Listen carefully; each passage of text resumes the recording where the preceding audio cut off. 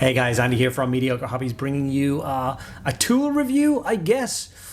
I get asked in my videos all the time if I use an airbrush and what airbrush do I use, why don't I see airbrushes more in my videos, and the thought process behind it is my channel is dedicated to helping people get through their backlogs and paint up their miniatures in a very easy and accessible way, accessible being the main kind of focus. And I know there's a lot of frustration out there with people when they look at tutorials online and the tutorial immediately begins with, okay, so I started airbrushing, and then the person turns it off because they don't own an airbrush and so on and so forth. Having said that, I do in fact own two airbrushes, and they're quite high quality airbrushes. I have an Iwata Eclipse and a Harder and Steamback. It's actually the special one from Squidmore Miniatures Kickstarter. Two very high quality airbrushes, and I love them to death. Having said that, Mediocre came at me and asked me if I would test out some of their airbrushes for them. These are budget airbrushes, so they cost kind of less than a quarter the price of any of my other airbrushes. And I said, sure, I'll try them out on my channel. Maybe these are a really useful and accessible tool that I can show to my community so that if they're interested in getting started, they don't have to break the bank. So that's what I'm going to do here today. I am going to paint up a drop pod for my Flesh Tearers army using very simple techniques with a very rudimentary airbrush. And I'm going to see whether or not it holds up to the more expensive airbrushes and what my opinions are and feelings are towards it by the end of the video. So let's jump straight in and let's get painting a drop pod. So the first thing that I noticed is genuinely the quality. I have gotten cheap airbrushes before. Two of them came free with my airbrush and compressor. They're those, black bottom, clear top cases with the blue foam with the airbrushes inside of them. And I can say the only place that those ones belong is the bin. I literally threw them straight out. They were useless. This is not that. It's already filled with kind of interesting, almost like gadgets and gizmos. And these extras usually do come on the more expensive versions of airbrushes. And sometimes they're optional extras that you have to pay for. The idea of having different interchangeable cup sizes. The concept of having different needle sizes and end sizes, like with the kit, is insane. You get, 0.25, 0.35 needle and ends with this, so you can swap it to being kind of a precision airbrush to a more general work base coat airbrush in a matter of seconds. This one comes with I think there's 4 different pots. Even these clear ones are actually screw-onable pots to give you options for what it's insane. So this one, I presume, is the slightly lesser quality airbrush, simply because it costs exactly the same as the previous one but comes with way more. And there's a moisture trap in there. There's all the tools you need to clean out the airbrush. There's the hose that's in there, and then an accompaniment of other tools. But then you also do still get the 0.25 and 0.5 needles, different ends, all the different tops, all the different interchangeable cups. So yeah, as far as I can see, it feels like a really good airbrush. It's got all the bells and whistles, trigger stop, which is usually, once again, only on a high-end airbrush. So far, without using them, just holding them and feeling the quality, they're all fully metal. Yeah, I was quite impressed. I was dubious of this thing. This is a compressor. My compressor is a normal kind of, one horsepower little engine on top of a compressor can thing I bought off Amazon a couple of years ago. It actually got too much moisture in the tank and it rusted through the bottom, so it's actually dead. So I needed another compressor, and they sent this one through. Now, my normal airbrushing pressure that I used to use was about 40 psi.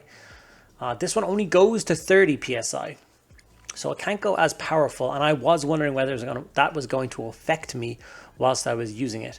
And I have to admit that it didn't affect me at all. 30 psi was a really comfortable color, so a really comfortable power, and it worked a treat. So simple as plugged it into the compressor, set it at 30 psi, and then I'm ready to kind of start using an airbrush.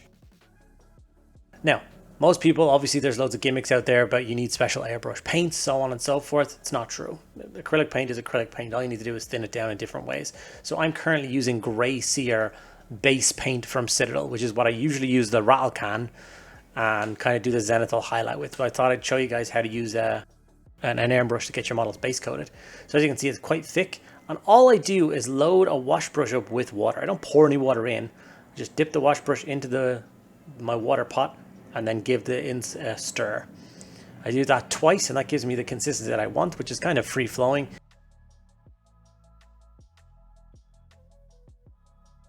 And then after that, I'm ready to test it. So before I put it on a miniature, all I do is a quick few passes on a a piece of cardboard. This is obviously more important to do if you're using an airbrush, a new airbrush, because you don't know, how far to pull the trigger back to have air come out or how much it's going to come out and when, you know what I mean? So you want to get used to the strength and control before you actually start applying it to a miniature. So I'm going to go ahead and tackle my drop pod for my flesh tears. And all I'm doing right now is applying the kind of zenithal base coat to it, which is just a nice bright coat. And I'm not trying to get it into all the nooks and crannies. Just where all the big flat panels are wanting to get red later on. And I can see straight away that the flow in this thing is really good. I'm really pleased with it. Having absolutely no problems. The trigger obviously feels a lot different to my other one. So like I said, I'm getting used to this as I'm going along. But the control feels good. I feel like I can put the paint where I want it. I feel like I can control the spray, how much comes out. So yeah, after about 2 minutes, I have a drop pod that's all zenithal. Really happy with how it's looking so far, and I really enjoyed how it worked for the airbrush. Okay, so when we want to change colors on an airbrush, it's not a big hullabaloo. People think you have to, strip the thing or clean it or anything. So I just get that same wash brush, fill it full of water again from the pot, and then I basically just stir it around and clean out as much of the paint out of the airbrush as I can from the top. Then put some clean water down into the pot and squirt that out into the pot, into the little glass airbrush pot until it sprays clear. And then that's perfectly fine to move on and add the next color. People often ask me, can I use contrast through an airbrush? Because so many of my tutorials use contrast paint. Yes, as you can see, I just knocked the PSI of the compressor from 30 to between 15 and 18. You want to slow it down or else it's just going to splutter because contrast is so watery. So once I do that, once again test it on the cardboard, it's going to spray slower. So it's going to give us a nice solid red coat, which is exactly what we want for flesh tears.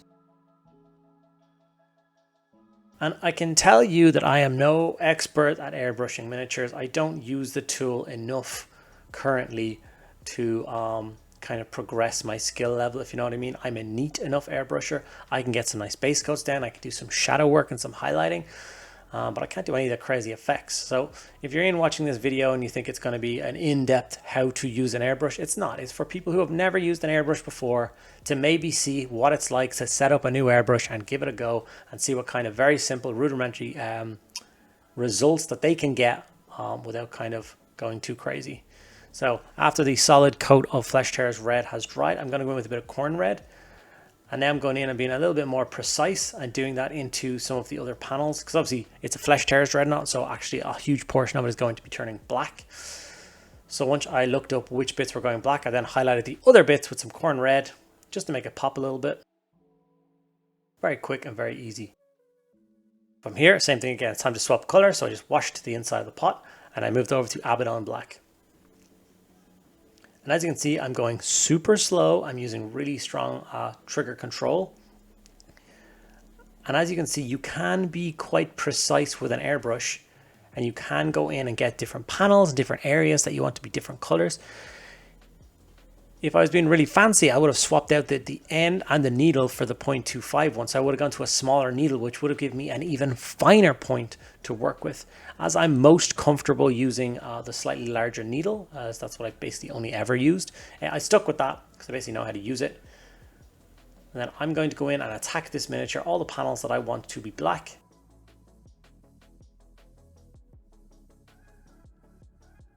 And I'm not going to lie, after I'd finished doing all the black, I did go in with a little bit of Khorne Red again in the airbrush. And I touched up those panels where I may have gotten a little bit of overspray because I got carried away. After that, I moved over to Corvus Black, which is my normal highlight color for black. Like it always has been on all my Flesh Tear miniatures. I want this guy, of course, to match in with the army. And I just did a quick kind of highlight on all the black areas that I did on the drop pod. So all the raised higher points. As you can see, it's once again quite straightforward. The thing about airbrushing is you can watch a million videos on how to do airbrushing, and you're only really going to learn and improve by doing. So if my video makes you intrigued to try airbrushing, that's fantastic. Go pick yourself up a cheap airbrush, cheap compressor, and get yourself going. And obviously, a couple of weeks later, you'll be a lot better than you were a couple of weeks before. so on and so forth. Just keep practicing, keep testing out your skills, keep learning, and you will see huge improvement. So this is basically where I'm going to leave the airbrush portion of this video as it goes painting it. So one of the other important things to note with someone who is using an airbrush is, as I'm spraying this out, as you can see, it's just clear water coming out. So you can have the illusion that this airbrush is now completely clean. Kind of new airbrush users will then take this thing, as you can see that the inside pot is spotless. They would unscrew the hose and they would put it back in the box until they want to use it the next time. Unfortunately, when they go to use it the next time, it's not going to work. The reason is, after you stop using an airbrush for the day, you should pull it apart. Not all of it. All you want to do is take the needle out. I always take the needle out from the front, not the back. You don't want to be pulling old paint through the entire mechanism, so you pull it out the other way. And after I remove the tip of it, you can clearly see a huge blob of paint left on the end of the needle. Now I sprayed clear water through this thing, a whole heap. As you can see, as I scrape it off, it's still wet and moist. Now, if I'd have left this thing, I haven't used my airbrush for a week or a couple of days, this would be rock hard and therefore create a really bad clog inside the airbrush mechanism, and then you would have gotten frustrated and annoyed. Whereas if you spend 5 minutes at the end of using your airbrush, just taking the needle out and the little end and giving them a proper clean, putting it back together and putting it away, then it's going to work beautifully every single time you take it out.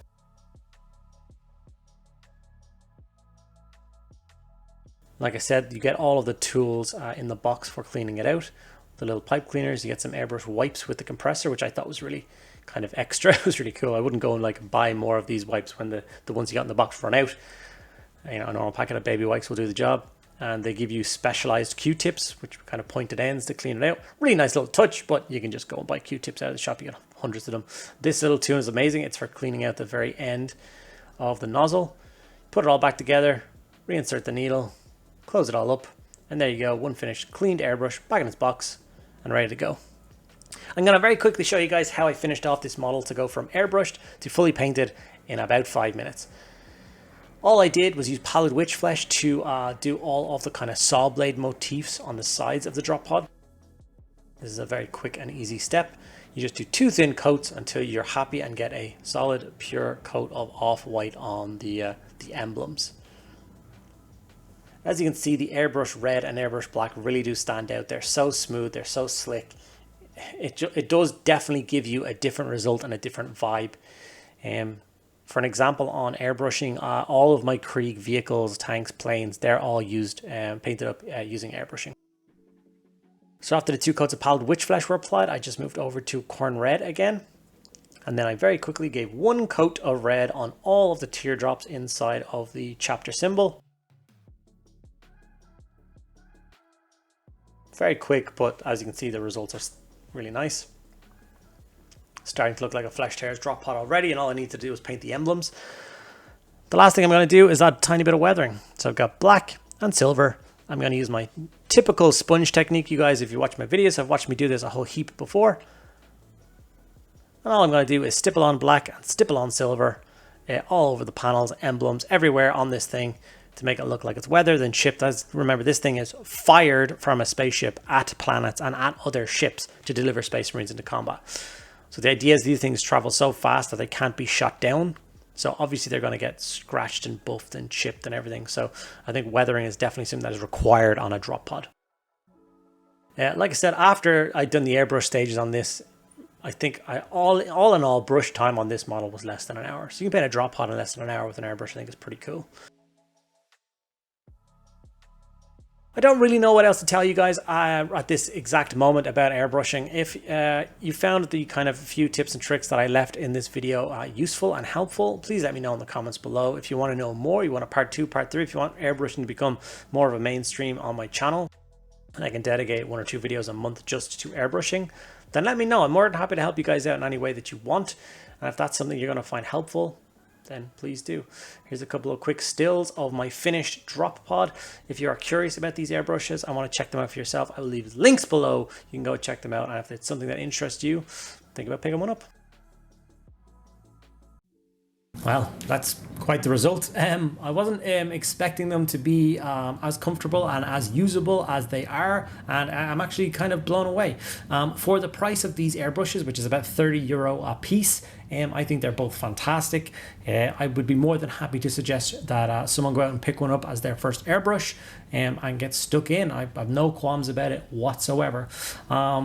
If you are interested in getting started, you do like the look of these airbrushes, I will leave Amazon links to them below. I can create Amazon affiliate links, so if you do decide to buy it from Amazon, I get a little kickback myself, which is great. And it costs you absolutely nothing extra. So like I said, my two other airbrushes, my kind of expensive ones, kind of in the 150 to €200 mark for just the airbrush. On this website here, you can get an airbrush and a compressor for about €60. So if airbrushing is something you want to give a go and you don't want to break the bank to get started, I suggest you spend your first 6 months to a year with one of these airbrushes and a small compressor. And if you find after that year that you really like what it's doing for your hobby, then go ahead and invest in something better. Yeah, I'm really pleased with the results. I hope you guys enjoyed this video. It's a little bit something different from me. If you did enjoy it, make sure that you give the video a like. If you have any questions about airbrushing or any questions about the tools that I used here today, please let me know in the comments below. I'll answer them to the best of my ability. And if you're not already subscribed to my channel, please take 2 seconds out of your day and hit that subscribe button. Thank you guys so much for sticking around to the end of the video. I'll see you in the next one.